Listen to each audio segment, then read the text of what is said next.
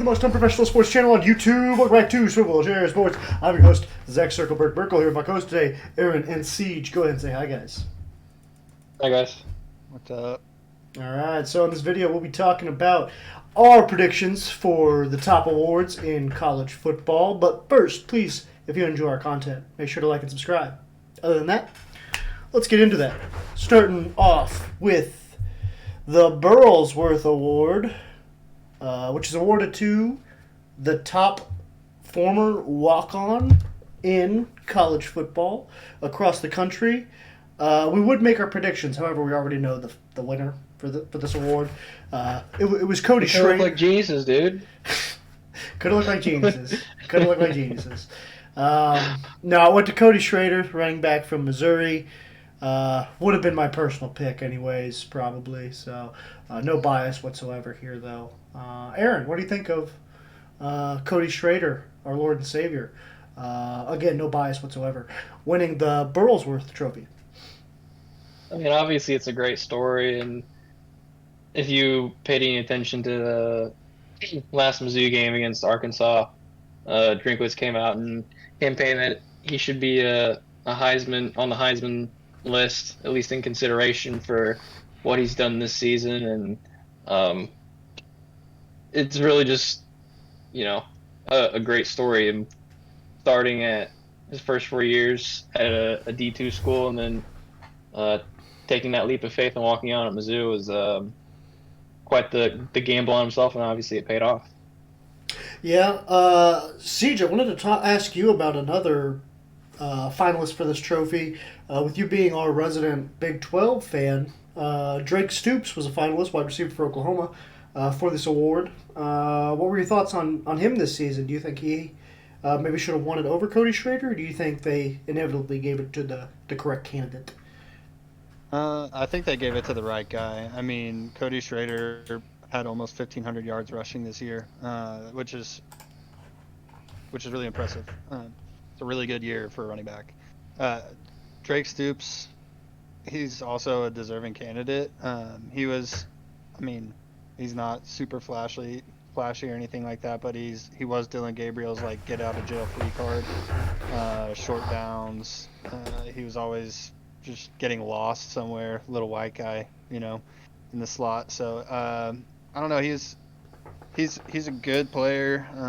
I could see him getting picked up by the Patriots or something late rounds. Maybe Danny Amendola type of guy. He does love those guys. Yeah, but no, I think they give it to the right guy. I think Schrader had a really impressive year, and I actually enjoyed watching some Mizzou football this year. I watched more games of theirs than I have ever, just because they're on the upswing. And no, yeah, I think they got it to the right guy. Although I think Drake Stoops also was a good candidate for this award. Yeah. Obviously, you're not going to hear me complain about a Missouri guy getting an award. So, no, I mean, I think y'all kind of said it all. Cody Schrader had a really impressive season this year. From a guy, D2, walk-on, from Truman State, just north of Columbia, actually. He was literally 30 minutes down the road at a different college this whole time, and right under Mizzou's nose. They never thought to look up there. So, moving on to the Biletnikoff Award, awarded to the top pass catcher in college football. It's a crying shame Luther Burden's not on this list. No, I'm kidding. Finalists are Marvin Harrison Jr., Malik Neighbors, and Rome. Is it just Rome? Romy? Roma Dunze? Roma Dunze? Okay. Roma Dunze, wide receiver for Washington, if you didn't know. But yeah, I mean, it's hard not to give it to Marvin Harrison Jr. We all know he's the best receiver in the nation this year. I want to give it to Malik Neighbors just because I think he's been really impressive and a huge reason why Jaden McDaniels is even in the Heisman race this year. And why LSU, a huge reason why LSU was as good as they were. But I think it'd be hard not to give it to Marvin Harrison Jr. with, obviously the status he had coming into this season and then the year he put up. He just seemed like the best receiver out there, right, Aaron? I think he's probably the most NFL ready receiver this year. Granted, it is, he is followed closely by Malik Neighbors and Rome Odunze. I think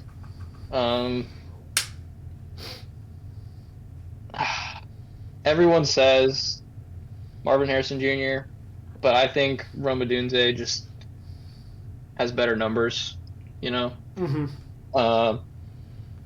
Granted, he does have a little bit more help drawing attention away with some of Washington's other receivers, but I think the fact that they're in the CFP and their season overall, that should have a little impact on it.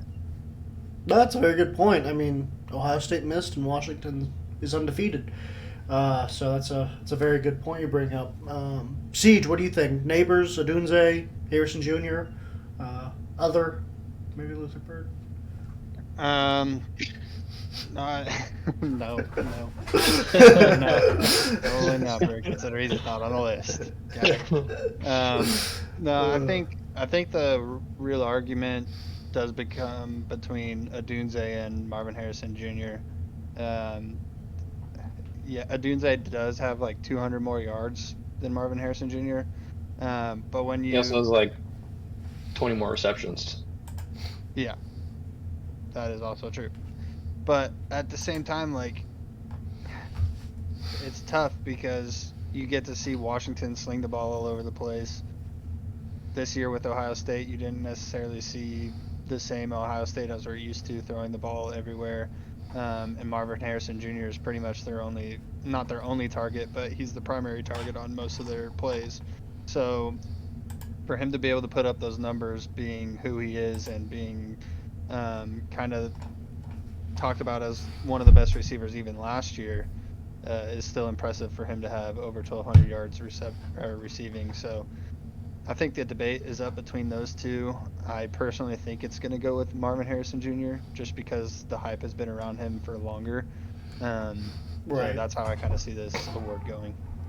Yeah, I think a big reason Harrison ends up on top is because of the hype, and a lot of times that's, especially in award races, that's kind of how these things end up going. So, moving on to the Chuck Bednarik Award, Defensive Player of the Year, as judged by Maxwell Club.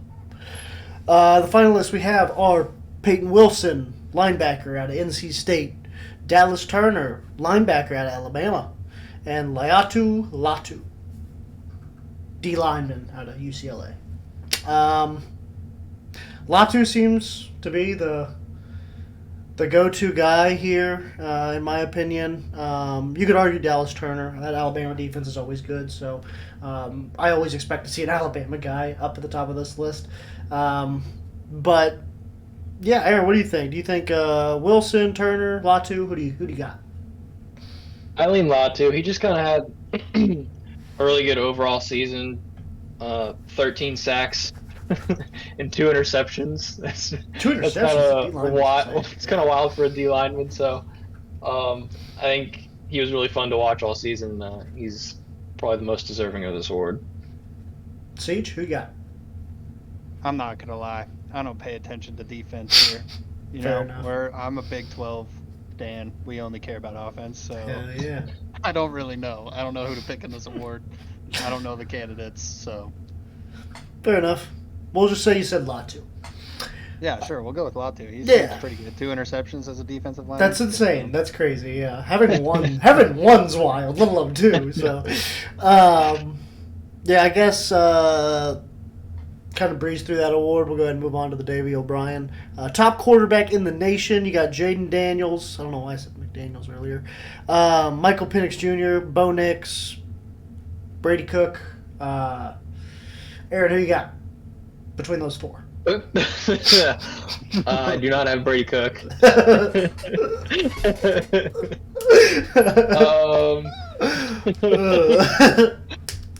I think when you look at overall, not just passing stats, Jaden Daniels has been the most dynamic player in college football this year, and easily the top quarterback.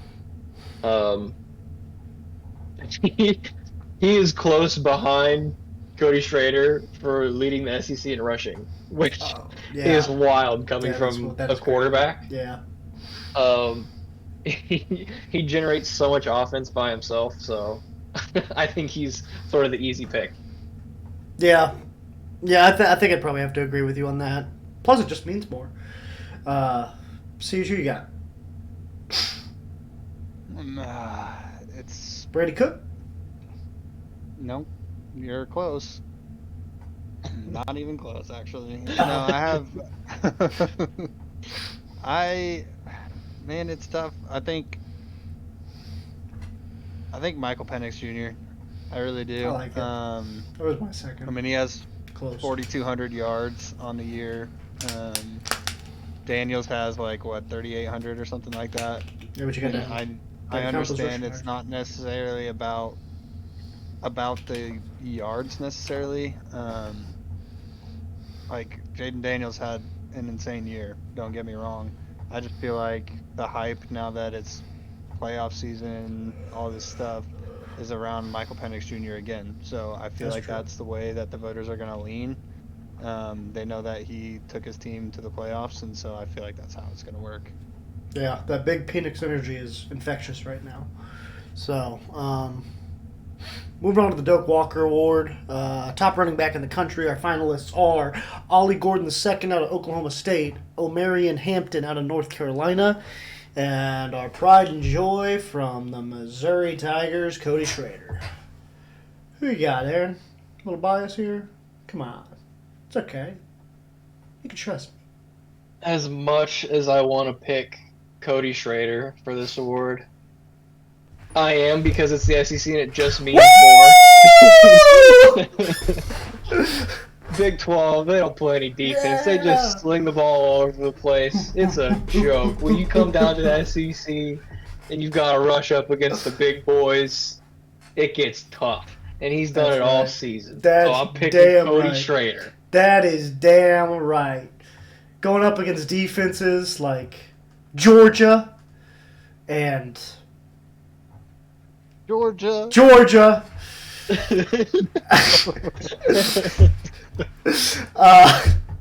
Because we know Arkansas doesn't have a defense. We know, yeah, that's fair. Yards. That is true. Hey, he put up like 150 against Georgia. He did. He played really well against Georgia. He played good against Florida. He played good against LSU. I think he played good against LSU. He played good against everybody. Yeah, he had an incredible year for D2 transfer. So, yeah, Cody Schrader. Why not? Who you got, Siege? I just wish that Cody Schrader would have got more carries early on in the season, because his carries were down early on in the season. But to the same point, so were Ollie Gordon's. I mean, Ollie Gordon didn't get 10 carries until the 4th week of the season this year. And then it started going up, and he had 1,600 yards. I mean, it's tough to it's tough to go against Ollie Gordon in this situation, just because that's like the first third of the season he wasn't really getting any touches. Then the second, what am I trying to say here? The next 2/3 of the season he just absolutely dominated everybody that he played. Mm-hmm. So, I mean, it's tough for me to see them giving it to anybody but Ollie Gordon. Yeah, I think another argument I would have is that last impression both of the players kind of gave the voters. Cody Schrader walked out with a massive victory over Arkansas after running for over 200 yards, while Ollie Gordon was last seen crying walking to the locker room halfway through the game. So, I don't know. I would like to correct myself. Cody Schrader only went for 112 against Georgia. Still 100 yards. It doesn't mean as much. Still means more. Still means more than the Big 12.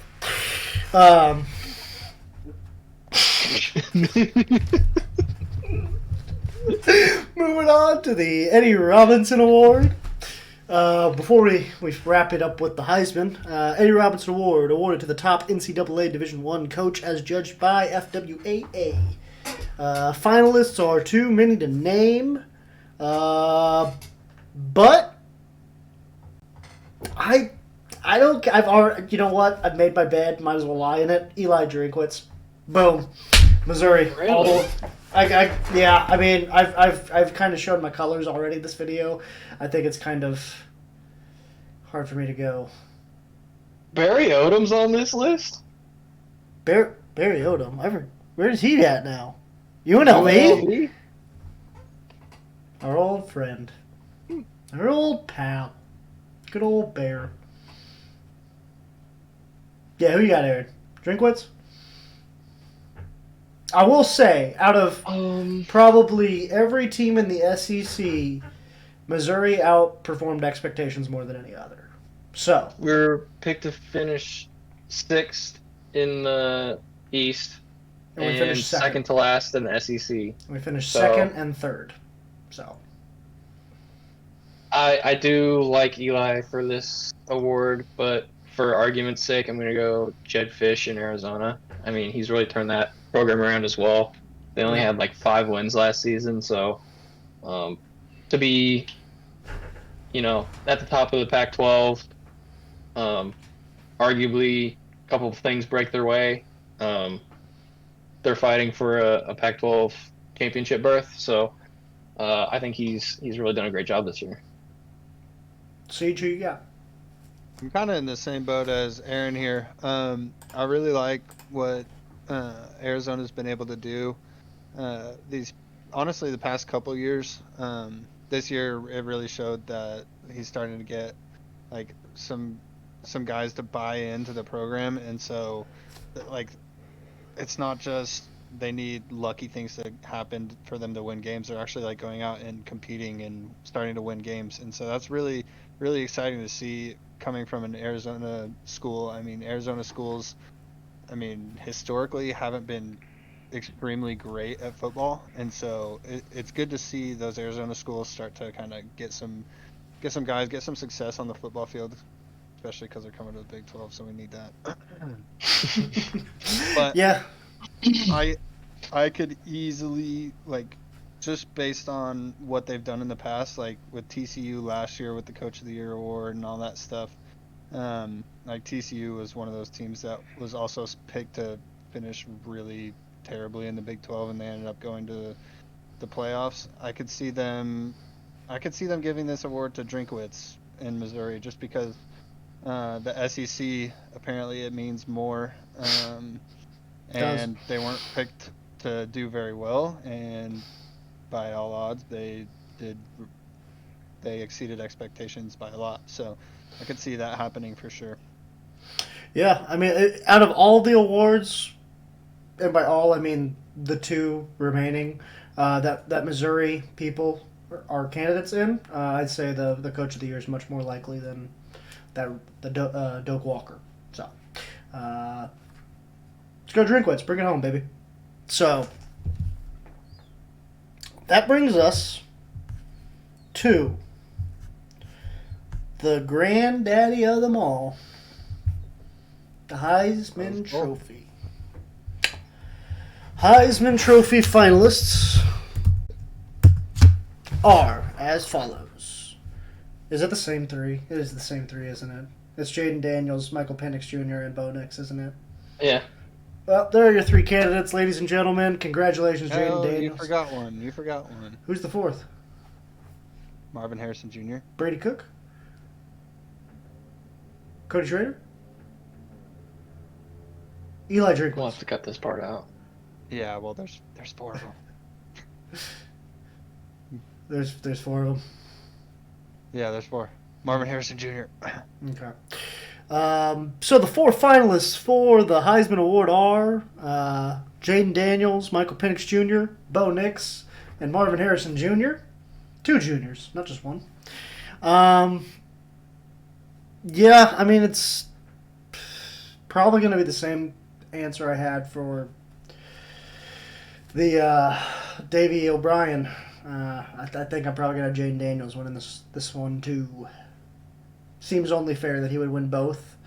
Like you said, Aaron, second in the SEC in rushing yards as a quarterback, almost 4,000 yards passing as well.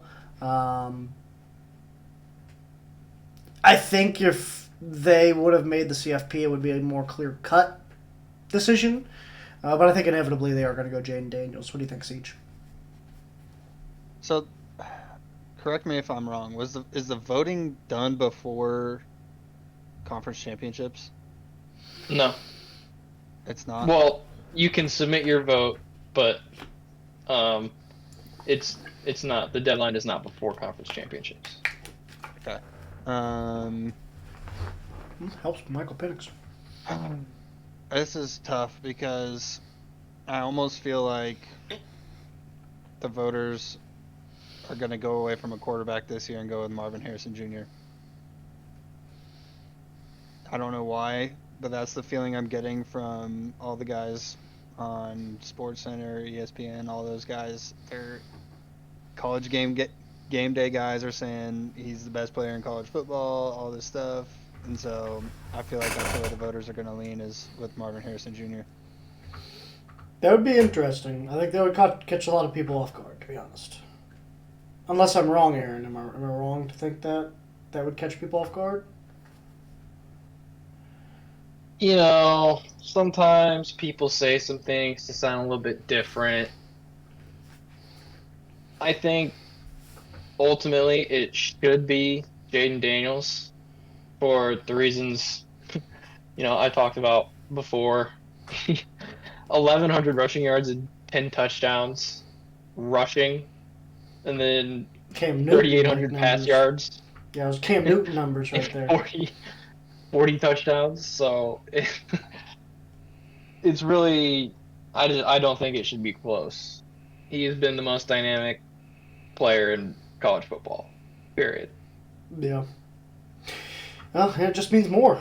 That's kind of been the theme of this. Andy's frozen again. It's kind of been the theme of this video is the SEC just means more. So yeah, I think Jaden Daniels is the clear front runner for this award right now. We'll see what happens, but in case y'all have anything else, I think that'll do it for this episode of the most unprofessional sports channel on YouTube, Swivel Chair Sports. I've been your host, Zach Circleberg-Burkle, here with my co-host today, Aaron and Siege. Go ahead and say bye, guys. Bye, guys. Deuces. All right, that'll do it. Deuces. One of these days.